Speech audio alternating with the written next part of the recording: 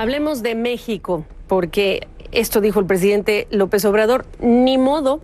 Así lo dijo el presidente de México, si es que a sus adversarios, como él los llama, no les gusta que como parte de la reforma educativa se ofrezcan plazas o pases automáticos a maestros normalistas. Y dijo que esa entrega de plazas automáticas no va a fomentar la corrupción en el sistema magisterial. Esta es una de las medidas que hace parte de las 3 leyes secundarias que ya fueron aprobadas en lo que es la Cámara de Diputados y está pendiente el visto bueno del Senado, todo ello para activar la reforma educativa de López Obrador, que reemplaza a la que activó el gobierno anterior, me refiero al gobierno de Enrique Peña Nieto. Le agradezco mucho a Blanca Heredia, coordinadora general del programa interdisciplinario sobre política y prácticas educativas en el CIDE, que me acompañe desde la Ciudad de México para hablar de una educación entonces más politizada que antes. ¿Cómo lo medimos? ¿Cómo estás? ¿Qué tal? Muy buenas tardes, Gabriela. El gobierno de cualquier sistema educativo en México y en cualquier parte del mundo se involucra siempre fuertes elementos políticos. Aquí tendríamos que básicamente centrarnos en qué tanto recupera poder el sindicato en la gestión y gobernanza del sistema educativo y más concretamente en el manejo de las plazas, las promociones de los docentes. Y sí, efectivamente, si vemos estas reformas aprobadas ayer en diputados, en comparación con las reformas que se aprobaron el sexenio pasado, en efecto, concretamente el Sindicato Nacional de Trabajadores de la Educación y la Coordinadora Nacional de Trabajadores de la Educación, pues sí recuperan poder a través de su participación en comisiones tripartitas, que serán ahora las encargadas de determinar los ascensos y también el ingreso a la carrera docente. No, sin embargo, no me parece que estemos regresando a una situación como la que había antes de 2013, cuando se llevó a cabo la gran reforma educativa del sexenio pasado. Uh-huh. Por su carácter tan ambicioso.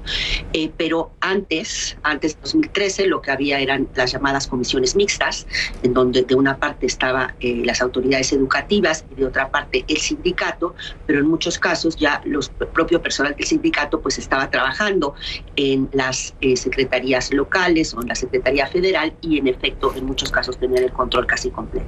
Ahora, pregunta que te haría. Una tercera parte. Perdóname, recuperaron, adelante. Una tercera parte. ¿Cómo se van a decidir? Lo acabas de decir tú, la mesa tripartita, sindicato, gobierno estatal y federal. ¿Quién te dice a ti que eso no se presta para negociaciones políticas? ¿Quién le dice a la sociedad que es un asunto de méritos, aun cuando se entiende que el magisterio o el tema de la educación y los profesores siempre ha sido, digamos que, un área llena también de ese tema y de interés político para los políticos?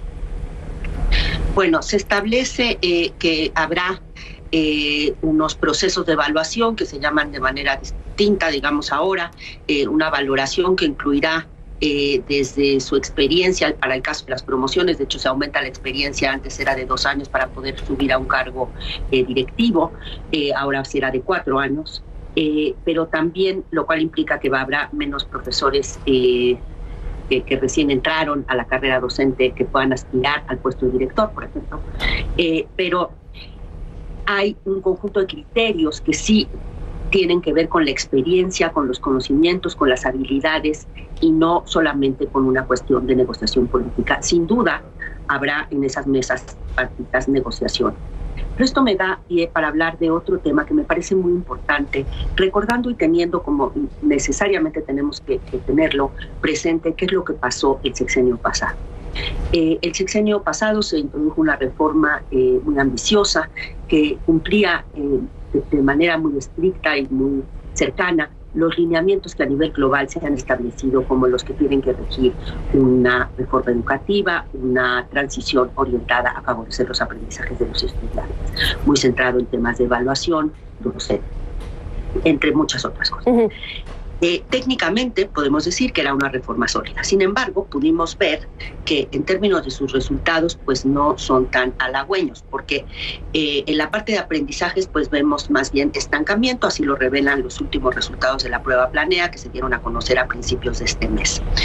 Por otro lado, desde el punto de vista político, lo que hubo más bien fue un costo político muy grande que en algún sentido favoreció el triunfo de Andrés Manuel López Obrador.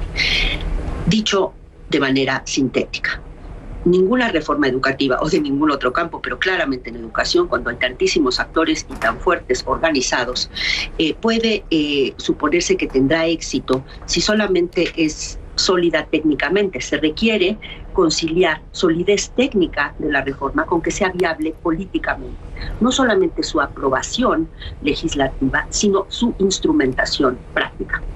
Sí, como en muchas cosas, la implementación también es clave, no importa de qué ley, programa, etcétera, eso es clave. Déjame solamente compartir contigo y con nuestros televidentes, Blanca, lo que dijo el presidente López Obrador más temprano. Escuchemos juntas.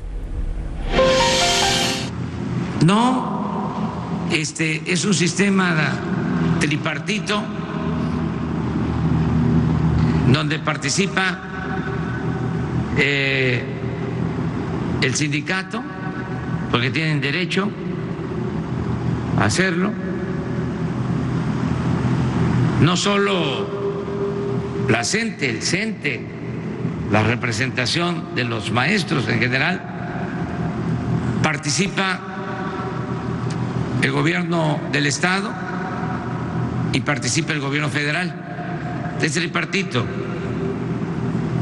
Y hay un proceso. Lo que se definió y tampoco les gustó, pero ni modo. Bueno, enfatizando lo que nuestra invitada está diciendo directamente sobre esa comisión y la manera en la que se van a decidir estos puestos. El presidente López Obrador ha dicho de manera incansable la mal llamada reforma educativa al referirse a la del pasado. ¿Esta es la buena, Blanca? Mira, ya intentamos durante varios años un cierto modelo de reforma en el ámbito educativo que no ha tenido muy buenos resultados, ni en la parte de aprendizaje, ni en la parte de sustentabilidad política. Creo que yo daría el beneficio de la duda a buscar nuevos enfoques, nuevas maneras de lograr lo que en el fondo yo creo que le tenemos que pedir a una reforma educativa, y es que logre proporcionarle a los estudiantes, a los niños y a los jóvenes de México oportunidades para aprender las cosas fundamentales que necesitan para poder tener vidas plenas. Pues sí, en pleno siglo XXI. Mil gracias por tu tiempo y perspectiva, Blanca. Gracias a ti.